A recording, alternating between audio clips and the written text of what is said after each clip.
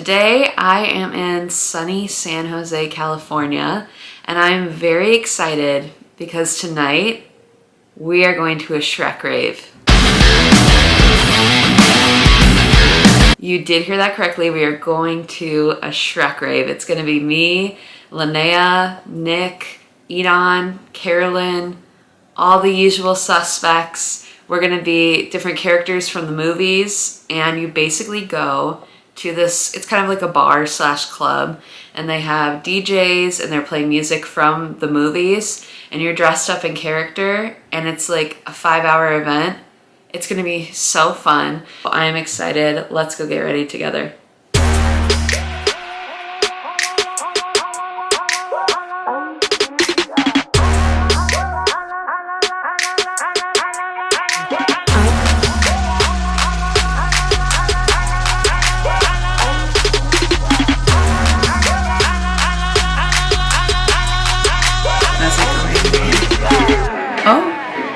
The eyebrows are so good though. I kind of like it.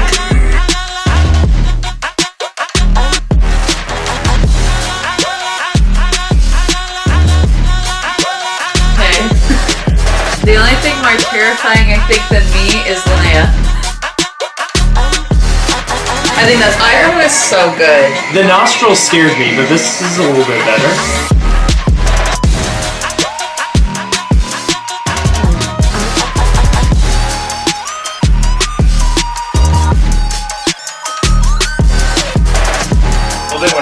I tried to do the nose flare. The shock factor was a big hit. Let's see it! Oh my gosh! Yes! Linnea! You look fabulous! It's really scary. I gotta fix the nose.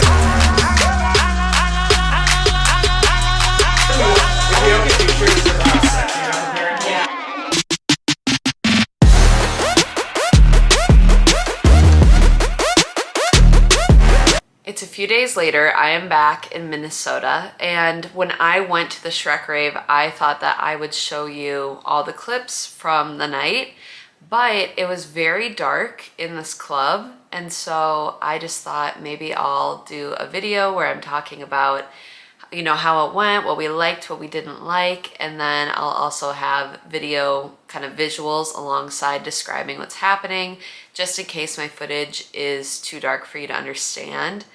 I am gonna say, first and foremost in this part, I'm gonna give just a warning. There's a lot of flashing lights, and so if you are someone who really struggles with seeing flashing lights, or you have epilepsy or something like that, that's gonna be really present in these visuals. So this might be a part of the video that you just listened to, the description, but just a quick warning of that before we begin. We decided to Uber both ways. The ride was about 30 to 40 minutes. So we just decided we'll get a whole group of us into an Uber, do like an Uber XL, and then that might be the cheapest option instead of us driving, because we knew that we were gonna have some drinks and we wanted to be safe. Both Uber rides were incredibly eventful, just from who the Uber drivers were.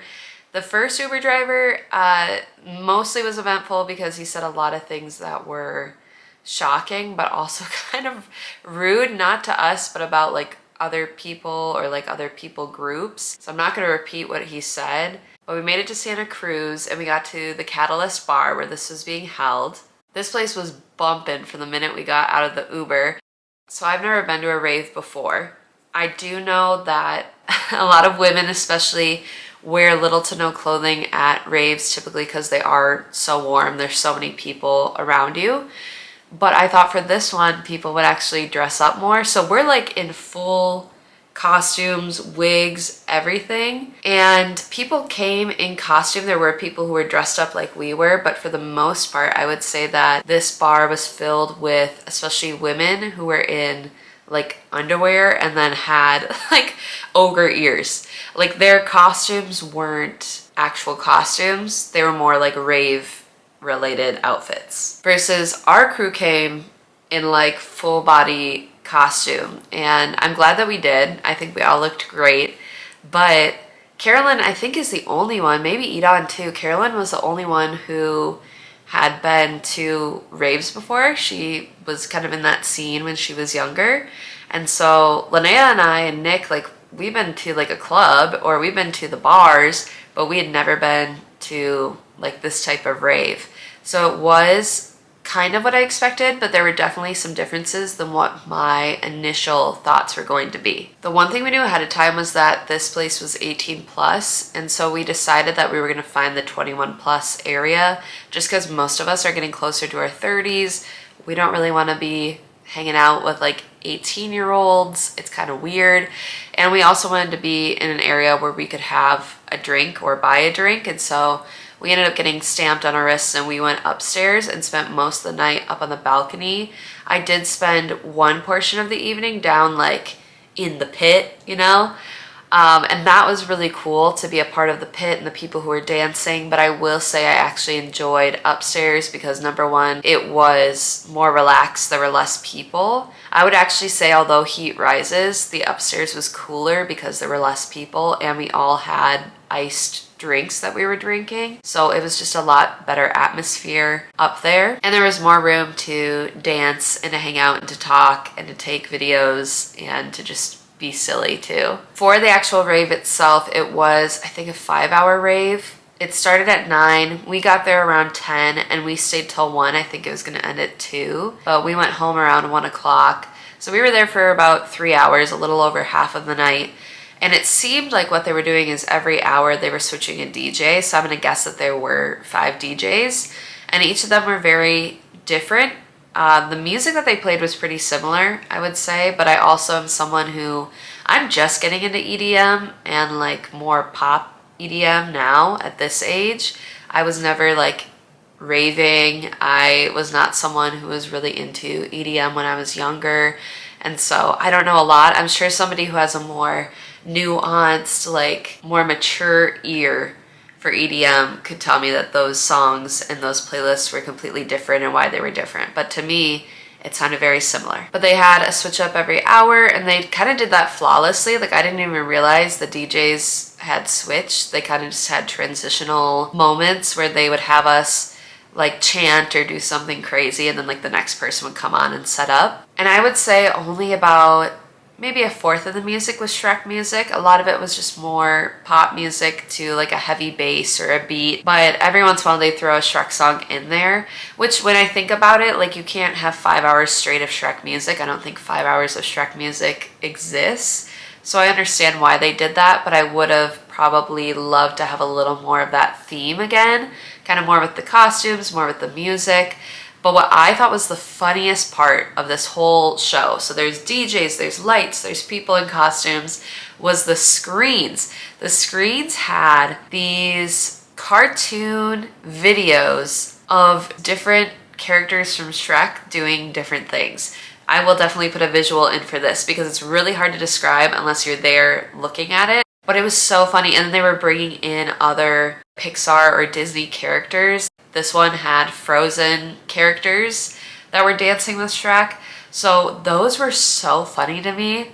I thought that was just hilarious. Like they were so creative. I don't know who sits down and creates those visuals, but that was so clever to do. It made you look at the screen where they also were promoting the DJs. So I feel like that was a very smart marketing move. The drinks were okay. They were very strong at this place. The dancing was so fun. Every single time I'm in a situation like that, I'm like, this is actually so enjoyable. And I almost liked that it was darker just because sometimes when you're dancing at a wedding or something, there's so many lights. You kind of feel like people are watching you and then there's people like at the tables who are watching you.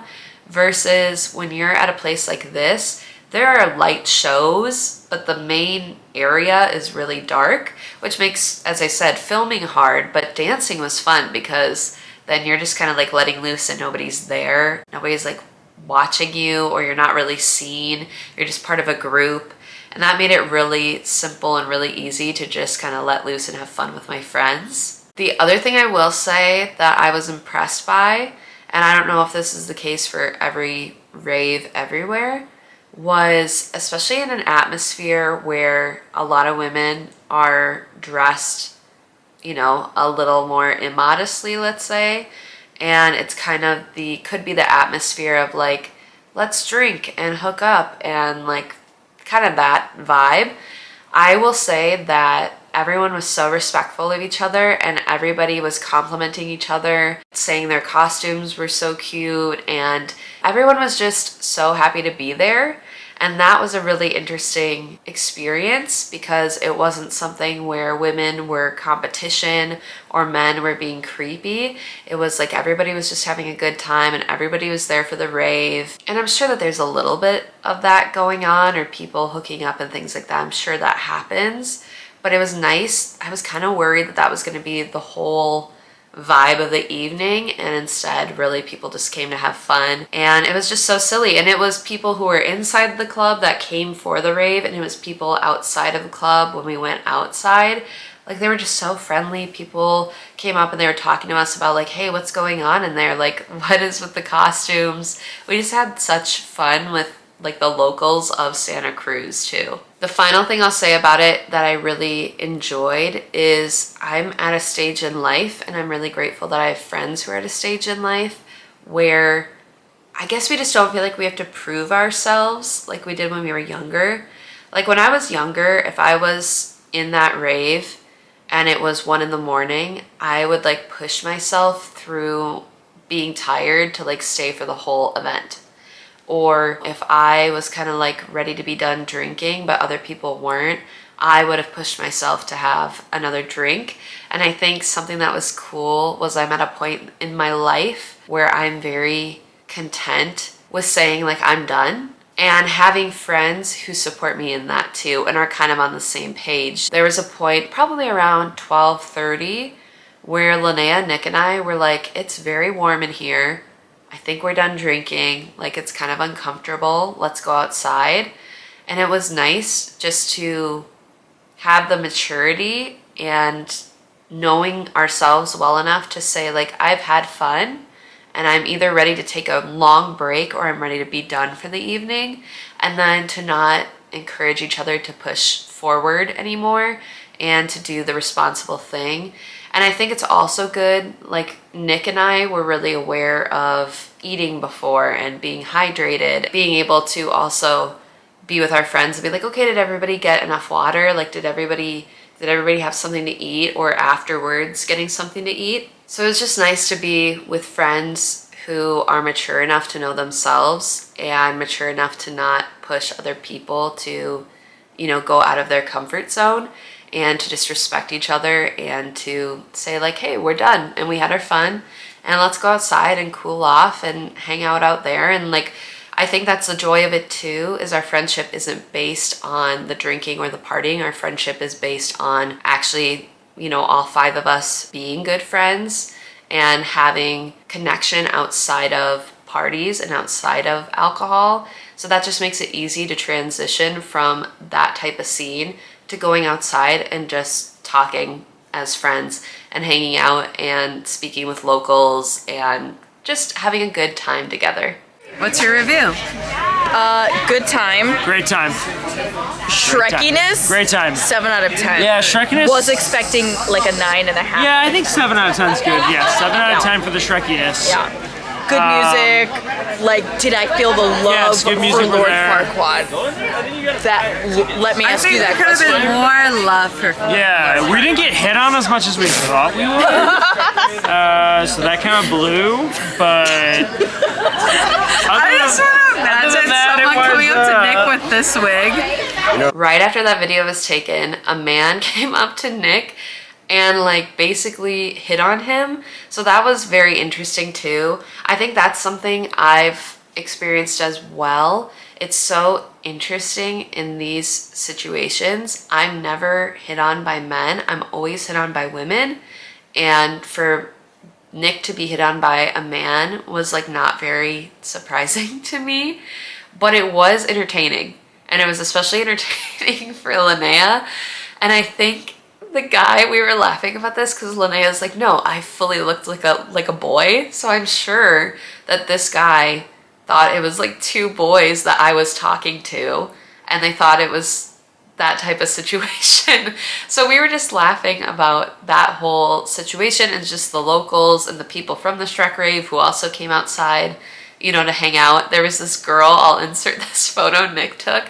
There was this girl who, like, she was just done for the evening. She was with her friends. Like, everyone's facial expression within this photo absolutely sends me into orbit. I think it's so funny. Nick, Linnea, and I, the three of us, stayed outside for about a half an hour. And then Carolyn and Edon came out, and I think we all just decided we were done for the evening. But we couldn't get Ubers. We really struggled to get like an Uber or a Lyft on the way to Santa Cruz, and we had even more of a struggle getting out of Santa Cruz. So we ended up taking 2 different Ubers / Lyfts home. So Edon and Carolyn went home to their house, and then Nick, Linnea, and I took an Uber back. I was so tired, but our Uber driver was just... she was wild. She was like, yeah, I just came from playing a show in Santa Cruz, and like, that's what I do. Music is my passion, which is like amazing. Love that for her. Want to support a musician. When I tell you, she was telling us this whole life story in the car, and that none of us asked for. Like, not one person said, oh yeah, tell me more about that. She just was like, yeah, so like, I do music, it's my passion. And then she went into this whole story about how when she was younger, she was like electrocuted or something. It's very fuzzy, okay? She was electrocuted, and then something happened in between the electrocution and her adulthood that I don't remember. Then when she was a teenager, she was on a lot of different mind-altering things. And then she got called by this guy that she wanted to hang out with, and he was like, oh, we're doing this certain mind-altering thing like in the woods over here. And so she went to the woods and hung out with them, but then she went home with that guy, but then she left her car, and she like left her phone in the car was on and her door was open. Like, she just left her whole car running in the woods. And then she woke up the next day to like the police banging on this guy's door, and I guess her family was looking for her and had called the police, and they found her car, and obviously it looked suspicious because it was running, her phone was there, it looked like there had been like an abandonment situation of the vehicle. And so then when they searched the vehicle, they found her mind-altering stuff within the vehicle. So she ended up going to jail because she not only had taken that stuff, but then she also had some in her car. And so she was like, but it was okay, because when I went to jail, I read this book from this guy who taught me how to talk a certain way, and if you talk a certain way, then you meet like these other people who talk a certain way, and they help you like elevate your life. Like, it was a lot of hippie stuff that she was telling us about, a lot of new age, like weird stuff. And then she was like, so when I got out of jail, like, I found out that this guy lived in Santa Cruz, so I wanted to go meet him. So I traveled. She was from like Missouri or something. She traveled from Missouri like to Santa Cruz to live here, to like be with the people that she wanted to connect with who are part of this like literal cult. And then she was like, I also discovered that I loved music, and I met this man, and we got engaged, and we make music together, but we're no longer engaged and we're not together anymore. And then she was like playing her music for us. And then at the end of the ride, she's like, I have CDs for sale, like stickers, t-shirts, if you guys want anything. She went through this whole thing, and I was like in and out because I was so tired. I was like taking little naps and waking back up. So we really had a full debrief the next morning between Linnea, Nick, and I of what we could remember about her story.